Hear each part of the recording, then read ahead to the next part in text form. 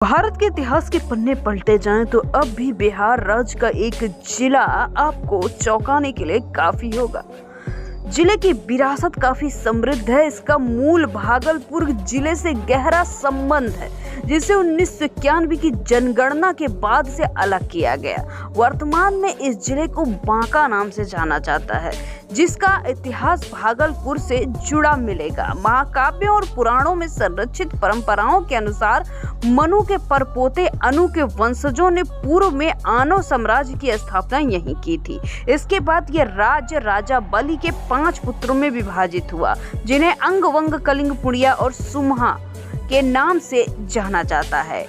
अंग के राजाओं में जिनके बारे में कुछ संदर्भ भी मिलते हैं, जिसमें लोमपद थे जो राजा अयोध्या के दशरथ के समकालीन थे और मित्र भी कहे जाते हैं। उनके परपोते चंपा थे, जिनका नाम अंग की राजधानी, जिसे तब तक मालिनी के नाम से जाना जाता था, इसका नाम बदल चंपा कर दिया गया।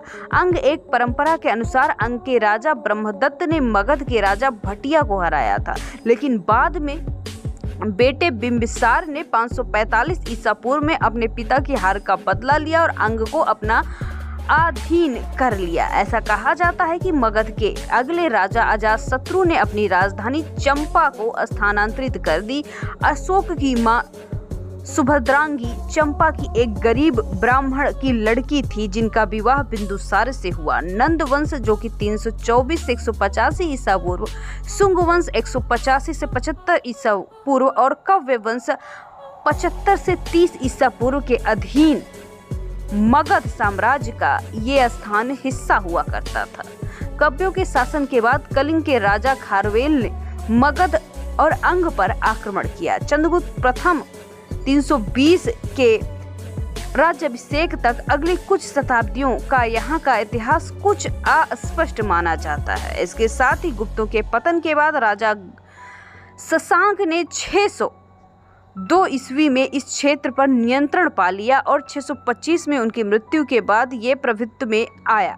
उनकी मृत्यु में गौड़ शासक के पतन को चिन्हित कर दिया। उसके बाद यहाँ पर माधव गुप्त और मगध के राजा के रूप में उनको नियुक्त किया गया। उनके पुत्र आदित्य सेन ने मंदार हिल में एक शिलालेख भी छोड़ा था, जो उनके द्वारा नरसिंह और नरसिंह मंदिर की स्थापना की ओर संकेत देता है। इसके साथ 1206 में, यानी कि कुल मिला के 12वीं शताब्दी की जब बात की जाए तो मोहम्मद बख्तियार खिलजी ने बिहार और बंगाल पर कब्जा कर लिया। तब सेन वंश के राजा लक्ष्मण सेन ने 1185 से 1206 में अपनी सत्ता यहाँ पर बना ली। उन्होंने नालंदा और विक्रमशिला के प्राचीन विश्वविद्यालयों को लूट कर नष्ट कर दिया, जिसके बारे में आप सभी को पता ही होगा। इसके साथ ही ये जिला बिहार राज्य के दक्षिण पूर्वी हिस्से में आता है। इस जिले की पूर्वी और दक्षिणी सीमा झारखंड राज्य से सटी हुई है। पश्चिमी सीमा जमुई जिले से सटी हुई है। उत्तर पश्चिम सीमा मुंगेर जिले से और उत्तरी सीमा भागलपुर से सटी हुई है। जिला 21 फरवरी 1991 को अस्तित्व में आता है। वहीं आधुनिक काल की बात की जाए तो 1857 के आसपास भागलपुर में भी आंदोलन तो दिखा, लेकिन बहुत बड़ा असर यहाँ पर नहीं हुआ, जिसका हिस्सा बांका जिला भी है। दीनापुर और मुंगेर में विद्रोह की जानकारी मिली। अब बात करते हैं यहाँ के प्रमुख फैक्ट की, जो इस प्रकार है। बिहार के बांका जिले की कुल आबादी यानी जनसंख्या की बात की जाए तो 20,34,763 है। वहीं घनत्व की बात की जाए तो 770 वर्ग किलोमीटर है। वहीं साक्षरता की बात की जाए तो 58.17% है। लिंगानुपात 907 है। कुर्सी की पेटी बांध दीजिए, क्योंकि आज हम बांका का वर्चुअल टूर घर बैठे कराने वाले हैं। नंबर 1 पे आता है बाबा जेष्ठ गौरनाथ। बांका के प्रसिद्ध मंदिरों में से एक है बाबा जेष्ठ गौरनाथ मंदिर। ये अमरपुर प्रखंड में स्थित है। ऐसा कहा जाता है कि यहाँ हर्षवर्धन के समकालीन शशांक गौर ने 108 शिवलिंग की स्थापना कराई। यहाँ सावन के महीने में दूर दूर से श्रद्धालु आते हैं, भोलेनाथ को जल चढ़ाते हैं, मनोकामना मांगते हैं और पूरी भी होती। अगला जो स्थान है इसे मंदार पर्वत कहा जाता है। इसे मद्रांचल पर्वत से नाम से भी जाना जाता है। पौराणिक कथाओं के मुताबिक मंदार पर्व का प्रयोग देवताओं के समुद्र मंथन में किया गया था, जिसमें से हलाहल विष के साथ 14 रत्न निकले थे। यह स्थान हिंदू और जैन दोनों के लिए बहुत खास है।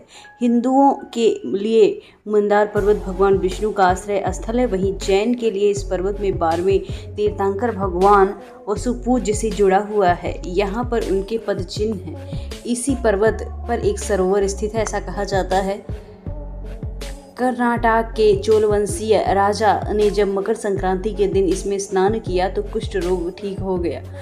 इस तालाब के बीचों बीच भगवान विष्णु और देवी लक्ष्मी का मंदिर भी है। अगला जो स्थान इसे लक्षद्वीप मंदिर के नाम से जाना जाता है। पहाड़ी के तलहटी में मंदिर के खंडर आज भी मौजूद हैं। पहले यहाँ 1 लाख दीप जलाए जाते थे। हर घर से एक दीप लाया जाता था। ये उस समय बलिसा क्षेत्र के नाम से प्रसिद्ध था। बलिसा पुराण के अनुसार ये भगवान शिव का सिद्धपीठ था। पहाड़ी की चोटी पर एक बड़ा मंदिर था। इस मंदिर में भगवान राम ने स्वयं भगवान मधुसूदन की स्थापना की थी। वर्तमान विशाल मंदिर का निर्माण जहांगीर काल में हुआ। नाथ मंदिर नामक एक मंदिर तलहटी में है, जो नाथ संप्रदाय को समझने में मदद करता है। यहाँ एक विद्यापीठ भी है, जहाँ दूर दूर से लोग अध्ययन करने आते हैं। बांसी में हर साल 14 जनवरी को मकर संक्रांति पूर्व संध्या पर 10 दिनों के लिए एक बड़ा मेला भी लगता है।